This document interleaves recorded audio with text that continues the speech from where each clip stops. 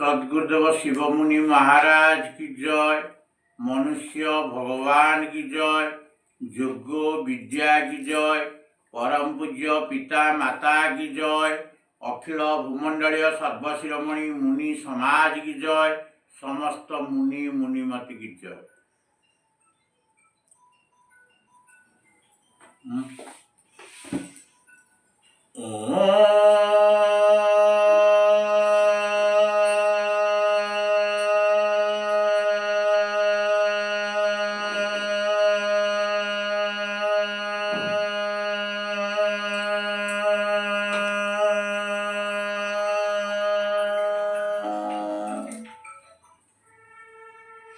आज सर्वप्रथमे आत्मदेव स्तुति करी आत्मज्ञान विषय किसी आलोचना करने तत्संगे संगे समस्त जनता जनार्दन को मोर सत्प्रेम जयजी।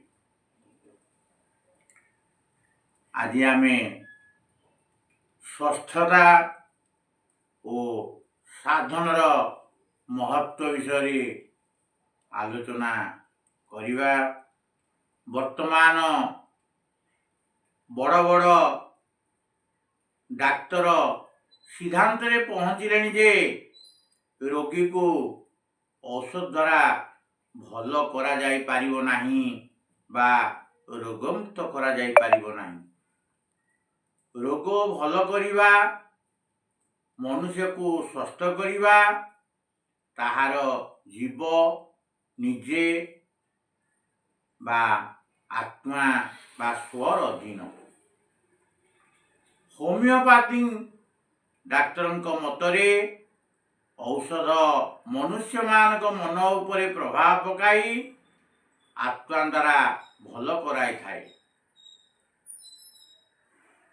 डाक्तर मानक मतरे मध्य मलमरे घा को भल करिवार शक्ति न थाए। केवल यह घा को जीवाणु मानक प्रभाव रक्षा करी घा को दूषित होगा को दिए नहीं। मात्र रोग को भल करे रोगीर जीवन शक्ति बात्मा। संस्कृत रे आरोग्य अवस्था को स्वस्थता कहती। स्वस्थर अर्थ यह हेब जे स्वर स्थित बा जे निजे निजरे थाए।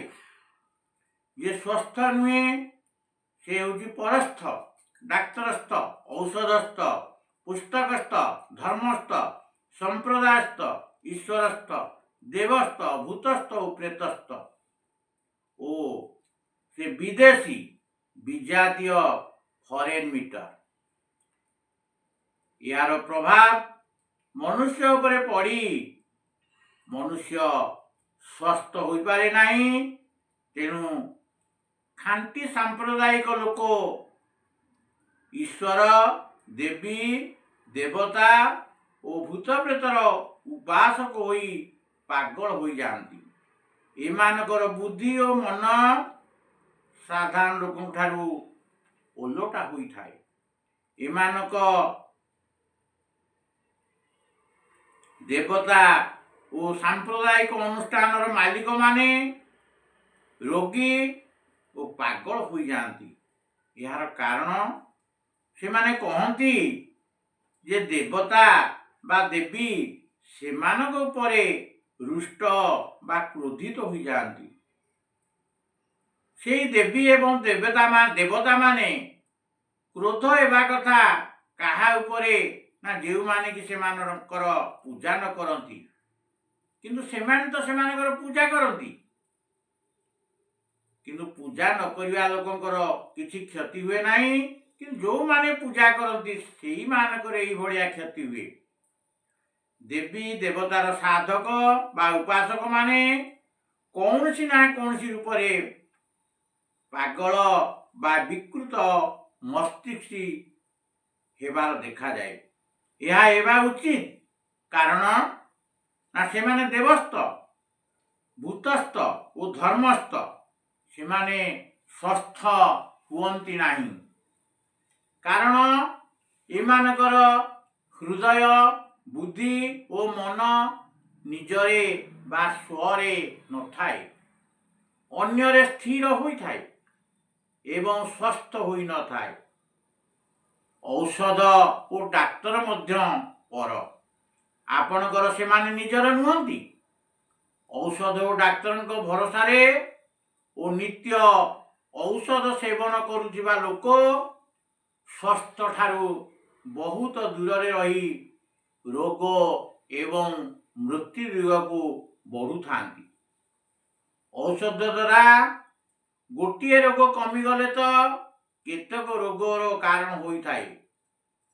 ବୈଦ୍ୟମାନେ ଏଲିଓପାଥି ଡାକ୍ତରଙ୍କର ଓ ଏଲିଓପାଥି ଡାକ୍ତର ବୈଦ୍ୟମାନଙ୍କର ନିନ୍ଦା କରନ୍ତି, କିନ୍ତୁ ହୋମିଓପାଥିକ ଡାକ୍ତର ସେ ଉଭୟଙ୍କର ନିନ୍ଦା କରନ୍ତି ଏବଂ କହନ୍ତି ଯେ ସେଇ ଯେଉଁ ଏଲିଓପାଥି ଏବଂ ବୈଦ୍ୟମାନଙ୍କ ଯୋଗୁଁ ରୋଗ ଅସାଧ୍ୟ ହୁଏ ଏବଂ ସେମାନଙ୍କ ଔଷଧରେ କେହି ଭଲ ହୁଅନ୍ତି ନାହିଁ।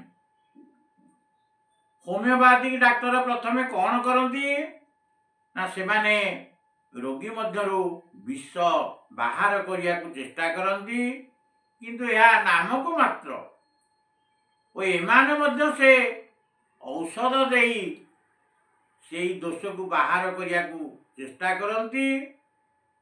ଅଳ୍ପ ହେଲେ ମଧ୍ୟ ସିଏ ହେଉଛି ପରର ବସ୍ତୁ, ଆତ୍ମା ଠାରୁ ଅଲଗା ଏବଂ ଜଡ଼ ବସ୍ତୁ। ଏହା ନିଜ ମଧ୍ୟରେ ମିଶି ନ ଯାଇ ଆମକୁ ବା ରୋଗୀକୁ ବୋଝ ଭଳିଆ ମନେ ହୁଏ। ଯେତେବେଳେ ପର୍ଯ୍ୟନ୍ତ ଏହା ଶରୀରରୁ ବାହାରି ନଯାଏ, ମନୁଷ୍ୟ ସେ ପର୍ଯ୍ୟନ୍ତ ରୋଗୀ ଓ ଅସ୍ୱସ୍ଥ ରହିଥାଏ। ଶରୀରରେ ପଚି ନଥିବା ପଦାର୍ଥ ଗୋଟିଏ ଦାନା ହେଲେ ମଧ୍ୟ ରୋଗର କାରଣ ହୋଇଥାଏ, କାରଣ ଏହା ପର ଆତ୍ମା ଭିନ୍ନ ଅନ୍ୟ ବିଚାର ଯଦି ମସ୍ତିଷ୍କର କୋଷରେ ବା କୋଷ୍ଠରେ ପଶିଯାଏ ତ ବୁଦ୍ଧିକୁ ଖରାପ କରିଦେବ ଓ ମନୁଷ୍ୟକୁ ପାଗଳ କରିବା ପାଇଁ ଏହା ଯଥେଷ୍ଟ ହୋଇଥାଏ। ତେଣୁ ଆମେ ବୁଦ୍ଧି ବିଚାରି କାମ କରିବା ଉଚିତ। ସମସ୍ତଙ୍କୁ ମୋର ସତ୍ପ୍ରେମ। ଜୟ ଜୀବ, ଜୟ ଜୀବ, ଜୟ ଜୀବ।